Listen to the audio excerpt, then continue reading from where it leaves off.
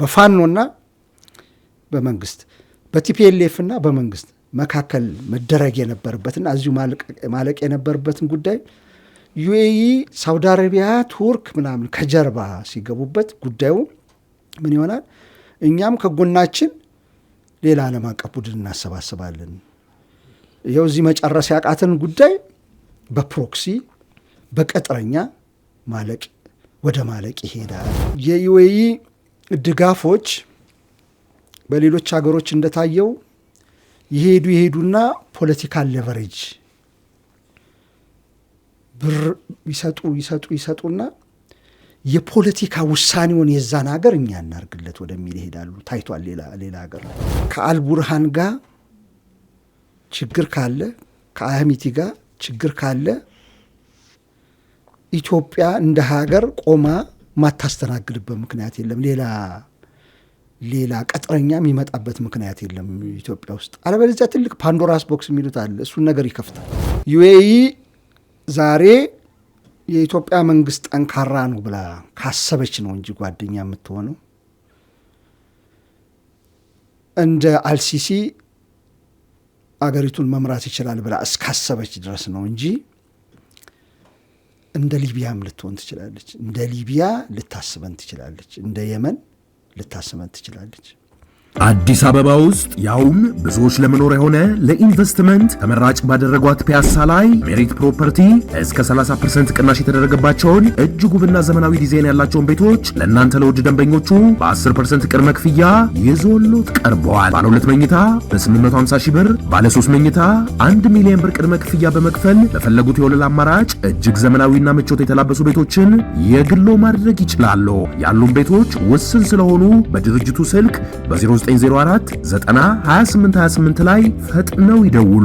ክብሮታዊ ሰላምታችን በያላችሁበት የዓለም ዳርቻ የደረሳችሁ የተወደዳችሁ የአንድ አፍታ ቤተሰቦች ከአንድ አፍታ ወደ እናንተ የሚደርሱ የአንድ አፍታ ትንታኔ ዝግጅታችን ተጀምሯል። ከአማረ መኮንን ጋር ወቅታዊ ጉዳዮች ላይ ትኩረት አድርገን እንነጋገራለን። አብራችሁን ቆዩ። አሚጎ እንኳን ደህና መጣ። እንኳን ደህና ቆይ። ኢትዮጵያን የሚያሰጉ የሚያስጨንቁ ልብ ሊባሉ የሚገባቸው ነገር ግን በሚገባቸው ልክ ትኩረት ያልተሰጣቸው ጉዳዮች አሉ። ዛሬ እነዛ ላይ ነው የምናተኩረው። ከሳምንታት በፊት በጭምጭምታ መልኩ በተባራሪ መረጃው ሲወጣ ነበር። ከትላንት በስቲያ ደግሞ አልጀዚራ አረብኛው አንድ መረጃ ይዞ ወጥቷል። የፈጥኖ ደራሽ ኃይሉ ወይም አርኤስኤፍ የሚባለው ከአልቡርሃን ጋር የሚዋጋው የሄሜቲ ኃይል በቤኒሻንጉል ጉሙዝ ኢትዮጵያ ውስጥ ማለት ነው የራሱን የጦር ቤዝ እንዲመሰርቱ የጦር ቤዝና ወታደራዊ ማሰልጠኛን መክፈቱን የሚሆነው በዩኤኢ ድጋፍ እንደሆነ ይህን ተከትሎ የኮሎምቢያ ቅጥረኛ ወታደሮች፣ የደቡብ ሱዳን ቅጥረኛ ወታደሮች እንዲሁም የሱዳን ዜጎች ጭምር ለስልጠና መግባታቸውን ዘግቧል። ይህን ተከትሎም በቅርቡ አልቡርሃን በዚህ አቅጣጫ ጥቃትና ጦርነት ለመክፈት ዝግጅት እያደረጉ እንደሚገኝ መረጃዎች ይጠቁማሉ። በዛኛው ወገን በና አልቡርሃን ወገን ያሉት ደግሞ እየተሰባሰቡ ይመስላል። ከሁለት ሳምንት በፊት አቶ ኢሳያስ አፈወርቂ ወደ ፖርት ሱዳን አምርተው ነበር። ትናንት ደግሞ ወደ ሪያድ ሳውዲ አረቢያ አቅንቷል። ምናልባት ይህም የሚያያዝ ነገር ሊኖረው ይችላል። ሰፋ አድርገን እንመለከተዋለን። በተለይም ከሰሞኑ ሆርን ሪቪው ላይ ይህን በተመለከተ በሱዳን ያለውን ጦርነት በተመለከተ የወጣ ሰፊ ሀተት አለ። እሱንም የምንመለከተው ይሆናል። የዚህን የጦር ቤዝ ጉዳይ እንዴት አየው? ኢትዮጵያ ራሷን ወደ ሱዳን ጦርነት እያስገባች ነው ወይስ ተጎትታ እየገባች ነው? በፊት የሚድል ኢስት ሀገራት ጂሲሲ የሚባሉት በተለይ ገልፍ ካንትሪስ ክለቡ ትራምፕ ያን ጊዜ የመጀመሪያው ትራምፕ የመጀመሪያ የተመረጠ ጊዜ አካባቢ ከሱ ትንሽ ቀደም ይላል ፋይናንሻል ክራይሲስ ከተፈጠረ ማለት ይቻላል 2008 አካባቢ ጀምሮ በጣም ከጎተት ነው ወደ ኋላ ይሄዳል። ግን አጭሩ ወደዚህ ብናይ የትራምፕ አስተዳደር አሜሪካ ፈረስት የሚለውን ፖሊሲ አሁን አይደለም የጀመረው፣ ባለፈውም ነበረ። ማጋ የሚባለው አስተሳሰብ ስለዚህ እዚህ የቀይ ባህር አካባቢ የነበረውን የጦር መርከብ ትልቅ የጦር መርከብ አካባቢውን ሴኪሪቲ ለመቆጣጠር የንግድ ደህንነትን ለመቆጣጠር ኢኮኖሚ እንዲሳለጥ ለማድረግ በቀይ ባህር በኩል የተዘረጉ የተለያዩ የቴክኖሎጂ እንትኖችም አሉ። ለምሳሌ ፋይበሮች አሉ፣ የኤሌክትሪክ ማስተላለፊያዎች አሉ፣ የኢንተርኔት ኬብሎች አሉ። ከዛ ደግሞ ባለፈው ጊዜ እንዳልነው በዓለም ትልቅ ከሚባሉት የንግዶች አርተሪ ከሚባለው የቀይ ባህር አካባቢ መስመር ከፍተኛውን ይይዛል። ክርክር አለ። አንዳንዴ 12%፣ አንዳንዴ 20% የዓለም ንግድ የሚዘዋውርበት ነው ይባላል።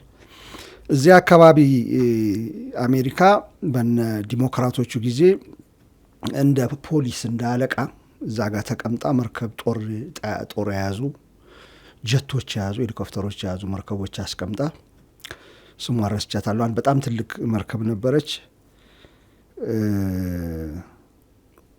አካባቢውን የነ ሳውዲ አረቢያ የነ ዩኤኢ እስራኤልን በተለይ በዋነኝነት የተመለከተ ከኢራን በመከላከል ስም እዛ አካባቢ ጥበቃ ታደርግ ነበር። ስለዚህ ተፈራርተው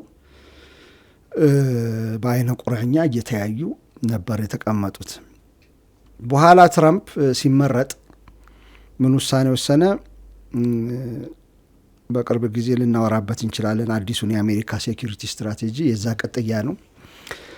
እኛ እየሄድን በየአካባቢው ሰላም ማስከበር የለብንም። ሀገራት የራሳቸውን ድርሻ መወጣት አለባቸው። አሜሪካ የራሷን ቫልዩ ምናምን ጭናለሁ ብላ የዓለም ፖሊስ መሆኗ ማብቃት አለበት። ወደ ውስጥ መመልከት አለብን። አሜሪካ መልሳ ማንሰራራት አለባት።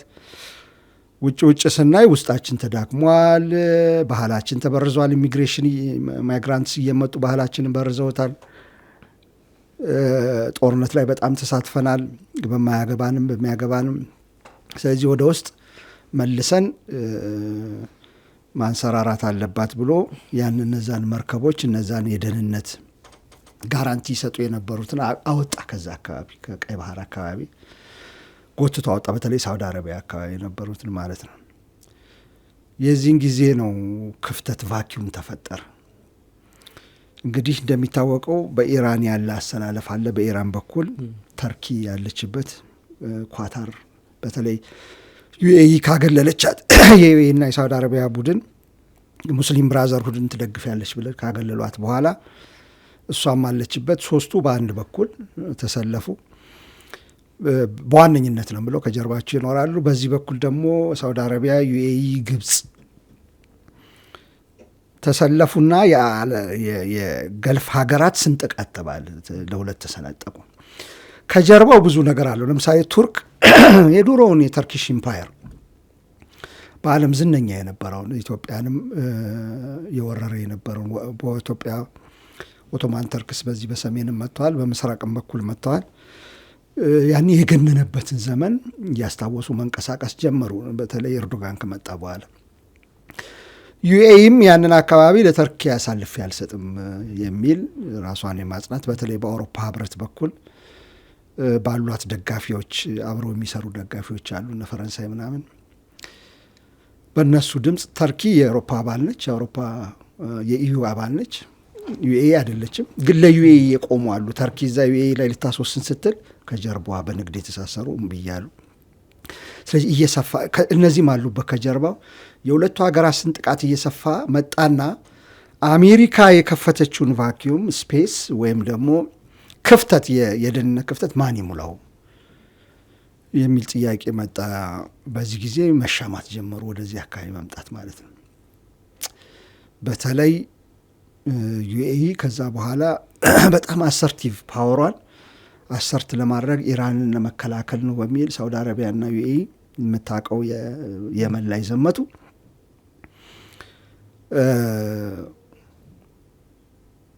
የመን እንደ ፋስት ፎርዋርድ እናርገውና ወደፊት ለሁለት ተሰነጠቀች ማለት ይቻላል። ደቡብ እናንትን አሁንም ግጭቶች እየጀመሩ ነው እዛ አካባቢ። ሳውዘርን ትራንዚሽናል ካውንስል የሚባለው የዩኤኢ ደጋፊ ነው። ወታደሮቹ ቅጥረኞች ናቸው። በላይ በኩል ሁቲ ያለ በኢራን የሚደገፍ ነው። በኋላ ኢራን ከአቅሜ እኔ ከምለው ውጭም ይሰራል የምትለው ቡድን ሆኗል። ግን በጣም ብዙ መሳሪያ የታጠቀ በጣም የተደራጀ ቡድን ነው። ሳውዲ አረቢያና ዩኤኢ ከኢራንና ከኢራን አጋሮች ጋር የጀመሩት ፉክክር አፍሪካ ቀንድ መጣ ማለት ነው። የዛ ስንጥቃት አፍሪካ ቀንድ መጣ። ያን ሴኪሪቲ ማን የሸፍነው? ሳውዲ አረቢያ በራሷ በኩል የሬድሲ ፎረም የሚል አቋቁማ ሴኪሪቲኑ ምን ይቆጣጠራለሁ የሚል አካባቢውን በማስተባበር ትሄዳለች። ዩኤኢ ኢትዮጵያንም ማስተባበሬ እነ ሀሚቲንም ማስተባበሬ የዚህን አካባቢ ቀጠና እኔ ነኝ ተጽዕኖ በእኔ ስር መውደቅ አለበት የሚል ሄዳለች። አሁን ይሄ ጠቅላላ ምስል ለተመልካቾቻችን ለመስጠት ነው። በዚህ ውስጥ ነው አሁን ቤንሻንጉልን የምናየው። አሁን የአረብ ስፕሪንግ የመጸው ምንድን ነው የሚባለው የጸደይ አብዮት ቱኒዚያ ላይ ጀመረና መንገድ ላይ ራሱን ያቃጠለው ሰው ጀመረና በቼን አድርጎ እንደ ዶሚኖ ኢፌክት አገራትን መብላት ጀመረ፣ የአረብ ሀገራትን ማለት ነው። ይሄ ሳውዲ አረቢያና ዩኤኢን አሰጋቸው። ሞናርኪ ናቸው። እንደዚህ አይነት በመጀመሪያ ደረጃ ምን የሚል ድምዳሜ የተደረሰ የአረብ ስፕሪንግ የሚያቀጣጥለው ሙስሊም ብራዘርሁድ የተባለ ነው። ሙስሊም ብራዘርሁድ ግብጽ፣ በተለይ በግብጽ ውስጥ አስመረጠ፣ ፕሬዚዳንት አስመረጠ። ሌሎች ሀገሮችም ላይ ተጽዕኖ ሲፈጠር አንደኛው ጠቡ ኳታር ይህን ትደግፋለች የሚል ነው። ዩኤኢ ከዚህ ሄጌነስት ሚሄድ አንታይ ኢስላሚስት ሙቭመንት የሚል እስልምናን እንትን የማለት አይደለም። እስልምና የፖለቲካ ኢዲዮሎጂ እንዳይሆን አንታይ ኢስላሚስት የሚሞት ስለዚህ እስላሚክ መንግስቶችን መቃወም ማለት ነው አይደለም። እንደ ሃይማኖት እንዳትወስዶ እስልምና እንትናም ዩኤኢም እስላም ነች፣ የእስልም ሀገር ነች። ችግራቸው ያለው ሙስሊም ብራዘርሁድ የተባለው ቡድን ይሄ ከድሮ ጀምሮ ሞናርክ የሳውዲ አረቢያ ቤተሰብ የኪንጎቹ ቤተሰብ የአሚሮቹ ቤተሰብ ምናምን አምባገነን ሆኖ ህዝባችንን ተጭኖ የሚገኝ ነው። ይሄ ከእስልምና እንትኖች ወጣ ነው ብሎ እስልምናን በሃይማኖት ሳይሆን በአይዲዮሎጂ ፖለቲካል አይዲዮሎጂ እንዲሆን አድርጎ እነዚህ መነሳት አለባቸው ከላያችን ላይ የሚለውን ነገር ነው የምጠለው። እሱ ቡድን ወደ ላይ እንዳይመጣ ማለት ነው እንጂ እስልምናን እንደ ሃይማኖት የመጥላት አይደለም፣ ፖለቲካ እንዳይሆን ነው ዋናው። አሁን ግብጽ ላይ ገለበጠችው፣ ዩኤኢ ነች የገለበጠችው በዋነኝነት አልሲሲን ረድታ ማለት ነው። ትዝል እንደሆነ አልሲሲ ልክ ከስልጣን ከወጣ ሙስሊም ብራዘርሁድን በማስወገድ ከዛ አልሲሲ እንደወጣ ልክ ለእኛ $3 ቢሊዮን እንደሰጨችው ለግብጽም ቢሊዮኖች ስታፈርስ ነበረ። ትንሽ ቆይተው ተጣልተዋል። ከዛ ዩኤኢ ምን ጀመረች? አሁን ይሄ አንታይ ኢስላሚስት ሙቭመንት የሚባለውን አንዳንድ ምሁራን ደግሞ ካውንተር ሪቮሉሽናሪ ሙቭመንት ይሉታል። አብዮት ያስነሱትን መቃወም ማለት ነው። ሙስሊም ብራዘርሁድ አብዮት አስነስቷል፣ ተቃውሞ ዲክታተር ቢመጣም አልሲሲ ችግር የለባትም። አንዳንድ ሀገራት ላይ ግን እሷ የምትደግፋቸው ነን ስቴት አክተርስ የሚባሉት አልተሳካላቸውም። ግብጽ ተሳካ፣ ሴንተሩን የያዘ ገቨርንመንት የያዘ። ሊቢያ አልተሳካም። ሊቢያ አልሳካ ሲል ዋናውን መያዝ ሲያቅታት ከራሻ ጋር ሆነ ደበደበች። ኢስተርን ፓርቱ ጀነራል ሀፍታር የሚባለው አሁንም አለ፣ እሱ ያዘው። ዓለም የሚያውቀው ዩናይትድ ኔሽን የሚያውቀው መንግስት ደግሞ በዌስት በኩል አለ። አሁን ሴንተር አሊዝ ሚላትን ዩኤኢም እንደምታደርገው ዋናውን ገቨርንመንት ስልጣን አሊዝ ሚላትን ተስፈንጣሪ ቡድን ወይም ደግሞ ራሱን ችሎ መንግስት የሚመሰርት ቡድን እዛው ሀገር ላይ ትመሰርታለች። ሀፍታር እንደዛ ነው። ዌስቱን ይዞ ይሄ የመንም ላይ ተመሳሳይ ነው፣ እንመጣበታል። ይሄ ምንድን ነው መደላድል ያላት ዩኤኢ ሴንትራል ገቨርንመንቱን መያዝ ያቃታቸውን የሴሴሽን ሙቭመንት እንዲጀምሩ ታደርጋለች፣ የመገንጠል ሙቭመንት። ስለዚህ ኦልሬዲ አለ ነገርየው መሬት ላይ አለ። ምልህ ለምንድን ነው ሊቢያ ነጻነቷን ስትቀዳጅ ከጣሊያን እንደ ኢትዮጵያ ሊቢያ በኢጣሊያን ነበር የተያዘች። 2 ፓርት አለው ዌስትና ኢስቱ። በተለይ ዌስትና ኢስቱ በደንብ የሚለይበት የኤትኒክ አይደንቲቲ አለ። ከድሮ ጀምሮ አንመሳሰልም የሚልበት ይሄን ታነሳለች፣ ከውስጥ ትጎነጉናለች ማለት ነው። አሁን የኢስቱ ፓርት ሀፍታር የያዘው ፓርት ተገንጣይ ቡድን ነው፣ ከሊቢያ መነጠል የሚፈልግ ነው። እዚህ መደላደል ድሮም ነበር። እዚህ መደላደል ላይ ፖለቲካ ትሰራለች። አሁን ኢስቱን ይዟል እንደ ንጉስ ሀፍታር። ወታደር አለው ብትለኝ አደረጃጀቱ አሁን ፋኖ አለው ከተሚባለው አደረጃጀት ሚሊሻዎች አሉ፣ የተለያዩ የፋኖ ግሩፕ አለ አይደል? ሀፍታርም የተለያዩ ሉዝ የሆነ ኔትወርክ ያላቸው ሴንትራል ኮማንድ የሌለው የተለያየ ክፍለ ሀገራት በለው ወይም አካባቢዎች ቡድኖች አሉ። ጠቅላላ ስራቸው ለዩኤኢ ነው፣ በሀፍታር በኩል ነው። ገንዘብ በዛ ይንቀሳቀሳል፣ ሎጂስቲክ ይመጣል ከዱባይ ከዲፒ ዱባይ ፖርት የሚባለው በኋላ ደግሞ አቡዳቢ ፖርት የሚባል ደግሞ ተሰርቷል። ከሱ በግለሰብ በፕራይቬት ስም እንትኖች ይንቀሳቀሳሉ፣ መሳሪያዎች ይንቀሳቀሳሉ፣ የሚያስፈልጉ ለዛ ቡድን ያስፈልጋሉ። ስለዚህ ኢስቱ በእሷ ቁጥጥር ስር ነው። የእሷ ቫሳል በለው በድሮ አነጋገር፣ በፊውዳሉ አነጻጸር ጥቅሟን የሚያስከብርላት አንድ ቡድን አለ ዩኤኢ ላይ። ሴም ቲንግ ሀፕን የመን ላይ ደግሞ ሰሜንና ደቡብ አደረጉት። ደቡቡ በዩኤኢ ቁጥጥር ስር ነው። ሴም ቲንግ ሀፕን እንትን ላይ ሶማሌላንድ ከኤርትራ ከእንትን መገንጠል የምትፈልግ ነች ከሶማሊያ። አሁን ደግሞ ሰሞኑን ጁባላንድም እያወጀች ነው። ጁባላንድም ፑንትላንድም ወጣ። ፑንትላንድ ላይ ምን አደረገች? የፑንትላንድ ማሪታይም ፎርስ አቋቋመችና በጣም የሚገርም ቡድን ነው። የአርኤስኤፍ መልክ ያለው ነው። እዛ አለ። ሶማሌላንድ ላይ ታሰለጥናለች ጦር። ከዛ የሶማሌላንድ መንግስት የምናውቀው ደግሞ የበርበራ ወደብ አለ።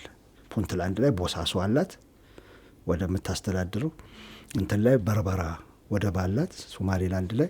አሁን ጁባላንድ ላይ ደግሞ ኪስማዩ የሚባለውን ወደብ ላይ ቤዝ አላት። ጁባላንድም ምን አይነት ቡድን ነው? ተገንጣይ ቡድን ነው፣ ከዋናው ሶማሌ የሚገነጠል። ስለዚህ ሶማሊያ ውስጥ ብታይ ሴንትራል ገቨርንመንቱን አልያዙም እነዚህ ፑንትላንድ፣ ሶማሌላንድና ጁባላንድ። መያዝ የሚያቅተውን ቡድን ተገንጣይ ታረገዋለች፣ ተገዳዳሪ ታረገዋለች ለሴንትራል ገቨርንመንቱ። ከዛ እዛው ሀገር ጦር ካገኘች እሰየው፣ እንደ ፑንትላንድ ማሪታይም ፎርስ ካገኘች ወይም እንደ ሶማሌላንድ ሚሊሻ ካገኘች ጦር ካገኘች፣ እንደ ጁባላንድ የራሱ ተገኘ። ካልተገኘና ደካማ ሀገር ከሆነ ከውጭ ታመጣለች፣ ቅጥረኞች ማለት ነው። የመን ላይ የተሰራው እሱ ነው። የመን ላይ ከውጭ የመጣ ቅጥረኛ ነው። ሊቢያም ላይ ተሳትፈዋል። ሀሚቲ ተዋግቷል ሊቢያ። በተቃራኒው ሀፍታር ሱዳን ላይ ተዋግቷል። ስለዚህ እዛ ደግሞ ሱዳን ላይ ደግሞ ሀሚቲ የእሷ ደጋፊ ነው። በቻድ በኡጋንዳ በኩል መሳሪያ ይገባል። በወርቅ ንግድ ተነጋግረናል ከዚህ በፊት። ሰፊ ግንኙነት አላቸው። ዱባይ ላይ አቡዳቢ ላይ የቤተሰብም አይነት ግንኙነት አለ። በነገራችን ላይ የዩኤኢን ሳወራ 3 ወንድማማቾች ናቸው ይህን የሚሰሩት። ቢን ዛይድ ብቻ አይደለም፣ በጣም ታዋቂ ናቸው 3ቱ። አንድ ስሙላ አላቸው እዛ ወጣ ፋቲማ ምናምን የሚባል ስም አላቸውና 3ቱ ተከፋፍለው ነው የሚሰሩት። እና ምንድን ነው የምትታወቀው ዩኤኢ ከዛ በኋላ ከአረብ ስፕሪንግ በኋላ ከአረቡ አመፅ ከጸደው አመፅ በኋላ ሙስሊም ብራዘርሁድ ወደ ስልጣን እንዳይመጣ ለእሷ ስጋት ስለሆነ ለረጅም ዘመን የተከተሉትን የሞናርኪ አስተዳደር የኤሚሬት አስተዳደር ስለሚያፈርስባቸው ከቻሉ ሙስሊም ብራዘርሁድ ያልሆነ አካል ሴንትራል ገቨርንመንቱን እንዲቆጣጠር እንደ ግብጽ ያደርጋል ነው። ካልተቻለ ሴንትራል ገቨርንመንቱን በጣም መቆጣጠር፣ ጦርነት እንደ ሊቢያ የለየለት ጦርነት ከመጣ፣ እንደ የመን የለየለት ጦርነት ከመጣ አገሩን ለሁለት ይከፍሉታል። ለሁለት ሲከፍሉት መደላድል ከስር አለ። ልክ ሊቢያ ላይ ምስራቅና ምዕራብ እንዳለችው ሰሜንና ደቡብ የመንም እኳ እንዳልነበሩ ትዝ ይልህ እንደሆነ አላት መደላደል። ስለዚህ ደቡቡን ማሳመን ትችላለች። እናንተ አይደላችሁም ምናምን እናንተ እንረዳለሁ ብላ እዛም አካባቢ ከፍተኛ ወደብ አላት። ብዙ ወደቦች ማለት እንችላለን፣ የተጠራቀሙ ወደቦች እዚህ ማይሙን አይላንድ ብቻ ሳይሆን ቀይ ባህርና ኤደን ባህረ ሰላጤ መግቢያ ብቻ ሳይሆን እዛው የመን እንትን ላይ ሾር ላይ ልገባ ስትል ቀይ ባህር ላይ አላት። ገባ እንዳልክ ደግሞ አላት ሁለት የሰንዓ ወደብ ጋር ትንሽ ዝቅ ብሎ ከዛ ደግሞ ከፍ ብሎ በርበራ እንዳልኩ ነው። ሱማሌ እንትና ቦሳሶ እንዳልኩ ነው። ጁባላንድ እንዳልኩ ነው። ወደቦች አሉ፣ የጦር ቤዞች አሉ። አሁን ይሄ ለሱዳንና መጀመሪያ ሱዳን አንስተን አነካክተናል። የአሚቲ ደጋፊ ነች። ቅጥረኞች ተዋግተዋል። እዛ ከራሻም የመጡ ተዋግተዋል፣ ከሌሎችም ተዋግተዋል። በነገራችን ላይ ሁለቱም ናቸው የሚያዋጉት። አልቡርሃንም የደቡብ ሱዳን፣ የትግራይ፣ የኤርትራ ምናምን አርጎ ያዋጋን። አሁን ዘመኑ ወደዛ ሄዷል፣ ወደ ቅጥረኛ። አሁን ከዚህ አንጻር ነው የኢትዮጵያን ሁኔታ መገምገም ያለብን። ኢትዮጵያ የፌዴራል መንግስት ወዳጅ ነች። እንትና ዩኤ ይሄ ሳይታለም የተፈታ እስካሁን ባለው ዩኤና የፌዴራል መንግስት የኢትዮጵያ ፌዴራል መንግስት በብዙ አይነት ትብብር በኢንቨስትመንት ትብብር አላቸው። ሚሊተሪ ላይ ትብብር አላቸው። ሴኪሪቲ ላይ ትብብር አላቸው። ብዙዎች ለምሳሌ በኢንሳ በኩል የሚደገፉ የደህንነት እቃዎችም ሆነ መሳሪያዎችም ሆነ ተከላዎችም ሆነ ይህ መንግስት አለባቸው። ሚሊተሪው የሚሸምታቸው ከድሮን አንስቶ ሌሎችም የደህንነት እቃዎች የሚሊተሪ ደህንነት እቃዎች በሙሉ የአካባቢ ናቸው። ሸቀጦች ምንም ብዙ ምርመራ የሚያስፈልገው አይመስለኝም። መርካቶ ሄዶ ወይም ደግሞ አንድ ሱፐር ማርኬት ኢትዮጵያ ውስጥ ገብቶ የዩኤኢ እቃዎችን ማየት ነው። ከታች ሜዲን ዩኤኢ የሚሉት በጣም ብዙ ነው፣ ተቆጥሮ አያልቅም። ግንኙነት አላቸው። በባዮቴክኖሎጂ ግንኙነት አላቸው። በእርሻ ግንኙነት አላቸው።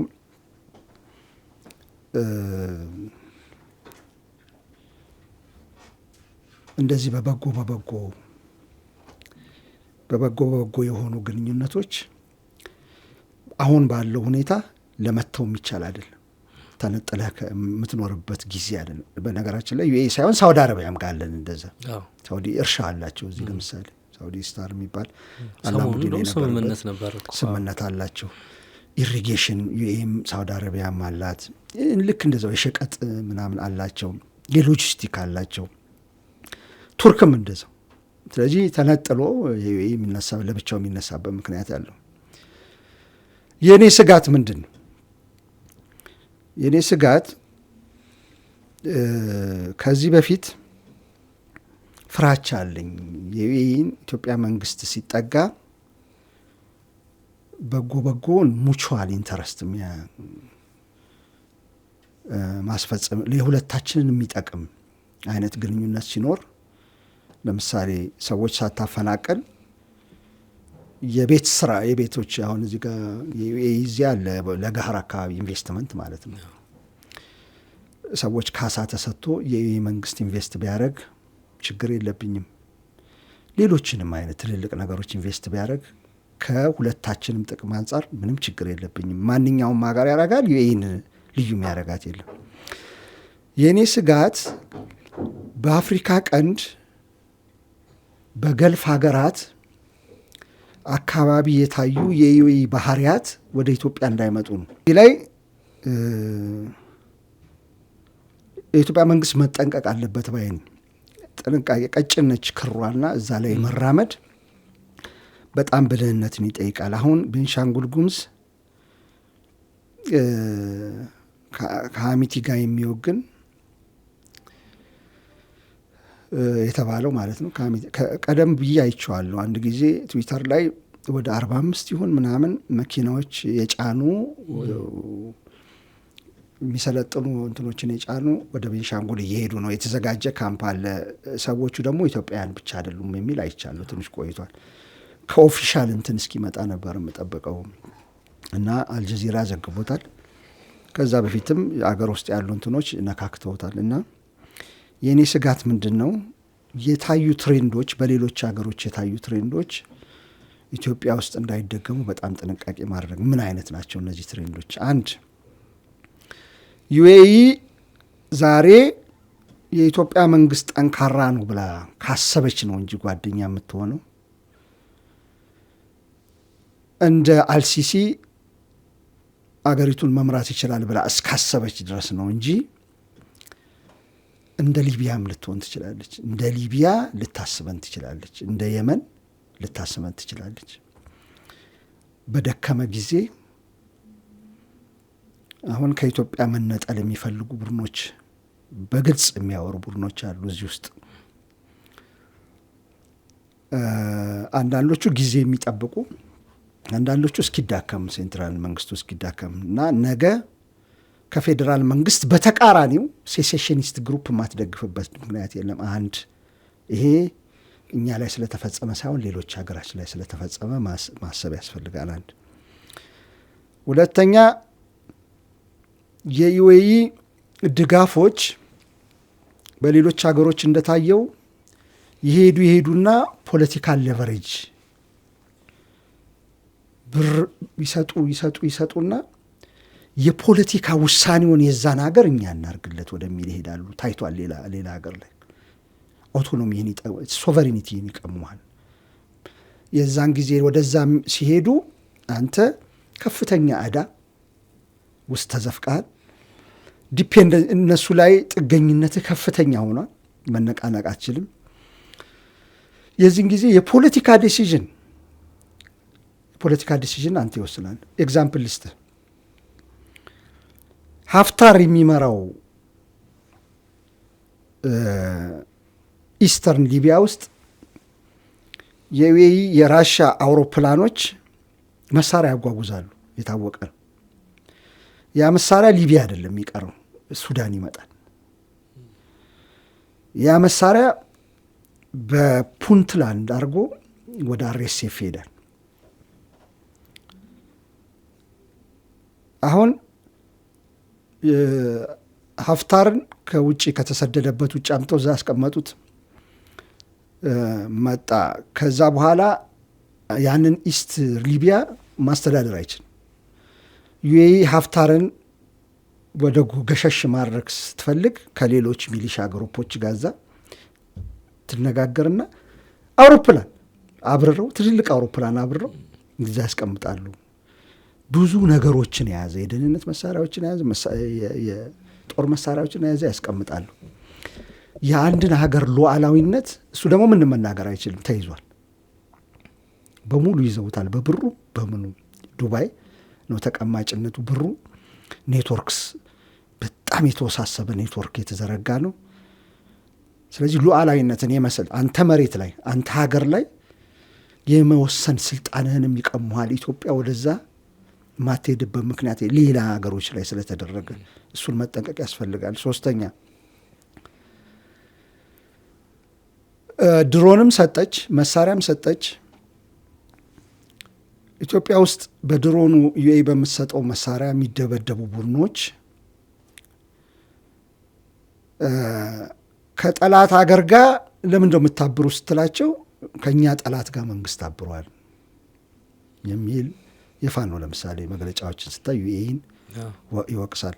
እኛ ከግብጽ ጋር ይተባበሩ ይላሉ፣ ግን እነሱ የሀገሩትን ሰው ከሚደበድብ ለመደብደብ ከቆመ መንግስት ጋር ኮዝ ይሆናል። ከሌላ ሀገር ጋር ለመጣመር ከኢትዮጵያ ጠላት ጋር ለመጣመር ኮዝ ይሆናል።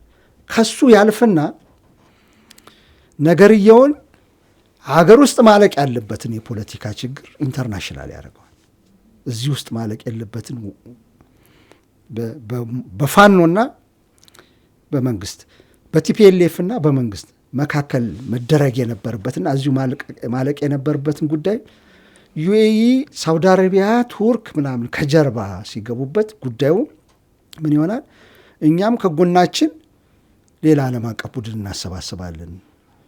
ይኸው እዚህ መጨረስ ያቃትን ጉዳይ በፕሮክሲ በቅጥረኛ ማለቅ ወደ ማለቅ ይሄዳል ወደሚል ስለሚሄድ አገር ውስጥንም ያለ ችግር ማለቅ ያለበትን ያወሳስብብናል። የመጨረሻ አንድ ነጥብ ላንሳልህ እና ላሳጥረው ፕሮክሲ እዚህ ሀገር መምጣት የለበትም ባይነኝ እኔ። ይህ ሀገር ትልቅ ሀገር ነው። ኢትዮጵያ ጠላት አለኝ ብላ ካሰበች መከላከያ አለ፣ ጦር መከላከያ ብቻ አይደለም፣ በጣም በብዙ የሰለጠነ በሚያስደንቅ ሁኔታ በሌላው ዓለም ግብዣ ተደርጎለት ሰላም የሚያስከብር መከላከያ ነው ያለን እኮ። አሁን በቅርብ መከላከያ ታዋቂ ነው።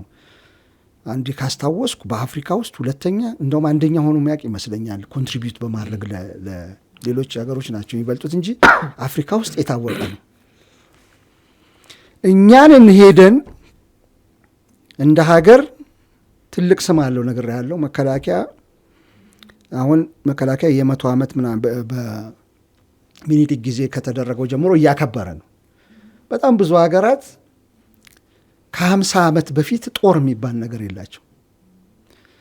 አንድ ለተመልካዮቻችን ማስመር የምፈልገው ነገር አንደኛው ምክንያት ኢትዮጵያ ቀኝ ያልተገዛችበት አንደኛው ምክንያት ሌሎቹ የአፍሪካ ሀገራት በትራይብ ተከፋፍለው ተቀምጠው እያለ በትራይብ እያንዳንዱ ትንሽ ቡድን አለው እንጂ ተሰባስቦ ሀገር ሊከላከል የሚችል ጦር ስላልነበረው ነው።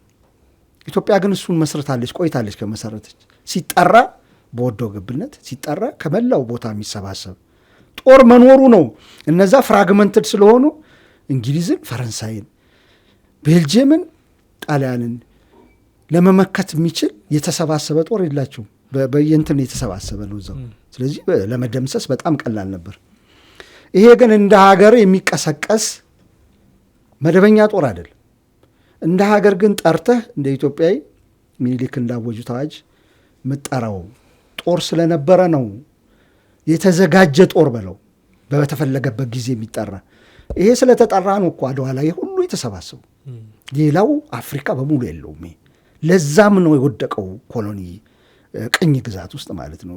መቋቋም አልቻለም። ከመሳሪያም ሌላ ጉዳይ ነው። እሱን ማውራት እንችላለን። ከዛ ጀምሮ ክሪዴንሻል ያለው ሬፒቴሽን ያለው አገር ነውና ሌላ እንትን መጥራት የለበትም። እዚህ መጋበዝ ብዙ ነገር ነው የሚያወሳስበው። ሌላ ቡድን ከኮሎምቢያ መጣ፣ በጣም የሚያስደንቅ ነው። አንዳንዶቹ ከሳውት ሱዳን ይመጣል ይላሉ። እስቲ እናያለን በጊዜ ሂደት ማን ማን እንደሚኖርበት። ግን ይሄ በጣም የአገሪቱን ችግር ውስብስብ የሚያደርግ ነው። ከአልቡርሃን ጋር ችግር ካለ፣ ከአህሚቲ ጋር ችግር ካለ ኢትዮጵያ እንደ ሀገር ቆማ ማታስተናግድበት ምክንያት የለም። ሌላ ቀጥረኛ የሚመጣበት ምክንያት የለም ኢትዮጵያ ውስጥ። አለበለዚያ ትልቅ ፓንዶራስ ቦክስ የሚሉት አለ፣ እሱን ነገር ይከፍታል። ከዚህ አንጻር ቶታሊ ከዩኤ ጋር ግንኙነት ይቆይ የሚል የውርነት መልስ ነው። አሁን የአርቆ ማየት የማይችል መልስ ነው የሚሆነው። ምክንያቱም ዓለም የተሳሰረ ነው። ስትሄድ ግን የእኛ ሞራን፣ የእኛ የውጭ ጉዳይ ሰዎች፣ የእኛ ሴኪሪቲ መከላከያ ሰዎች ይሄ የሚደረገው ግንኙነት የሀገርን ችግር የሚያወሳስብ፣ ሀገርን የሚያፈርስ፣ እዚህ ቅጥረኛ እንዲፈላ የሚያደርግ የሊቢያን፣ የየመንን፣ የሶሪያን፣ ሶማሊያን እጣ ፈንታ አሁን ደግሞ የሱዳንን እጣ ፈንታ ጎትቶ የሚስብ እንዳይሆን እንዲጠነቀቁ መልእክት ማስተላለፍ ፈልጋለሁ። ይሄን ነው ፈልገው። የኔ ይሄ ግምት አይደል፣ ስናየው የኖርነው ነው። የመንን፣ ሊቢያን፣ ሱዳንን አየን። ሁሉንም ስላየን ይሄ ነገር ተጎትቶ ኢትዮጵያ ውስጥ መምጣት የለበትም ከሚል አንጻር ነውና ጥንቃቄ መደረግ አለበት። አው በእርግጥ በቀጠናው ምንድነው እየተደረገ ያለው በቀንዱ በአፍሪካ ቀንድ ምንድነው እየተደረገ ያለው ጉዳይ የሚለውን ነገር ማወቅ የሚፈልግ ሰው በእርግጠኝነት ይህን ዝግጅት መከታተል አለበት ብዬ ነው ማምነው። ምክንያቱም ከመጀመሪያው ወደ ኋላ ተጉዘ ከጸደይ አብዮት ተነስተን እንግዲህ የነበረውን አሰላለፍ እዚህ ቀንዱ ላይ ምን እንደሚፈለግ ኢትዮጵያ ላይ ምን እንደሚፈልጉ አጠቃላይ በቀጠና ያለው ነገሮች ከአሜሪካ ኢንተረስት ከቀንዱ ፍላጎት ከነ ሚድል ኢስት አገሮች በተለይ ዩኤኢ እና ሳውዲ አረቢያ ኢንተረስት አንጻር በስፋት ቃኝቷል። ለዚህ ዝግጅት መንደርደሪያ እየሆነን ደግሞ ከሰሞኑ እዚህ ቤኒሻንጉል ጉሙዝ ላይ እንግዲህ አንድ የአርኤስኤፍ ወታደራዊ ማሰልጠኛ ጣቢያ ተቋቁሟል የሚል መረጃ በአልጀዚራ አረብኛው የዜና ክፍል በኩል መውጣቱን ተከትሎ ነው። በጣም ጥሩ ትንታኔ ተመልካቾቻችንም የሚጠቀሙበት ትንታኔ ነው ብዬ ነው ማሰቡ። አሚጎ የዛሬው እዚህ ላይ እንቋጫ። አመሰግናለሁ። የተወደዳችሁ ተመልካቾቻችን እንግዲህ የዛሬው ዝግጅታችን ይህን ይመስል ነበር።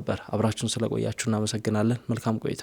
አዲስ አበባ ውስጥ ያውም ብዙዎች ለመኖር የሆነ ለኢንቨስትመንት ተመራጭ ባደረጓት ፒያሳ ላይ ሜሪት ፕሮፐርቲ እስከ 30% ቅናሽ የተደረገባቸውን እጅግ ውብና ዘመናዊ ዲዛይን ያላቸውን ቤቶች ለእናንተ ለውድ ደንበኞቹ በ10% ቅድመ ክፍያ ይዞሎት ቀርበዋል። ባለ 2 መኝታ በ850 ሺህ ብር፣ ባለ 3 መኝታ 1 ሚሊዮን ብር ቅድመ ክፍያ በመክፈል በፈለጉት የወለል አማራጭ እጅግ ዘመናዊና ምቾት የተላበሱ ቤቶችን የግሎ ማድረግ ይችላሉ። ያሉን ቤቶች ውስን ስለሆኑ በድርጅቱ ስልክ በ0904 90 28 28 ላይ ፈጥነው ይደውሉ።